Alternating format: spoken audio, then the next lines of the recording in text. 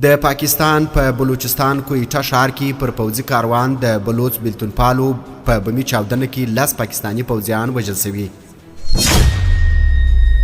ځایي سرچینې وایي د بلوچستان ایالت د مرکز کویټې ښار په مارګټ سیمه کې د پاکستاني پوځ پر کاروان بمي برید شوی چې په ترڅ کې 10 تنه پوځیان وژل شوي دي.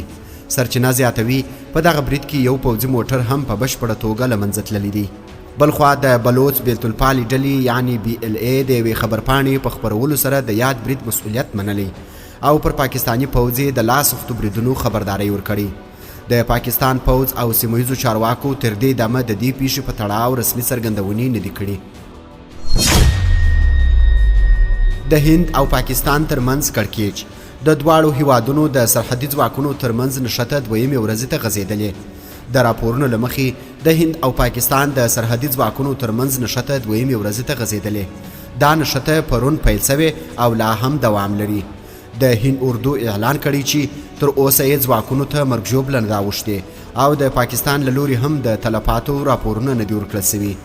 د هند او پاکستان ترمنځ اړیکې وروسته له هغه ترنګلې سوي چې په کشمیر کې پر سیلانیانو وسلوال برید وسو او 26 کسان پکښې ووژل سول. له دې برید وروسته هند د پاکستان پر وړاندې ګڼ اقدامات اعلان کړل. په دې اقداماتو کې د سیند د اوبو شریکولو د تړون ځنډول هم شامل وو. د دواړو هیوادونو د کړکېچ پر دوام د هند د اوبو د سرچینو وزیر CR پټیل ویلي چې حکومت یې پر یوه تګلاره کار کوي ترڅو یقیني کړي چې پاکستان ته یو څاڅکی اوبه هم ولاړې نسي. د ایران په بندر عباس کې زوروره چاودنه سوې. ایرانی رسنۍ راپور ورکړی چې د دې هیواد د بندر عباس په رجایي بندر کې زوروره چاودنه ترسره سوې ده. دا چاودنه د سون توکو په یوه زیرمه کې سوې ده چې علت یې نامعلوم دی او وروسته اور هم لګېدلی دی. ځایي سرچینو ویلي چې ټپیان یې نږدې روغتیایي مرکزونو ته لیږدولي خو د نورو تلفاتو په تړاو یې څه نه دي ویلي. د ایرانی رسنیو د راپورونو له مخې تر اوسه 145 ټپیان روغتونونو ته لیږدول سوي دي.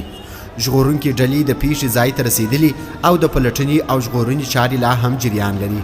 د ټولنیزو رسنیو په خپاره شوو ویډیوګانو کې ښکاري چې د پیښې له ځایه غټ تور لوګی پورته کیږي.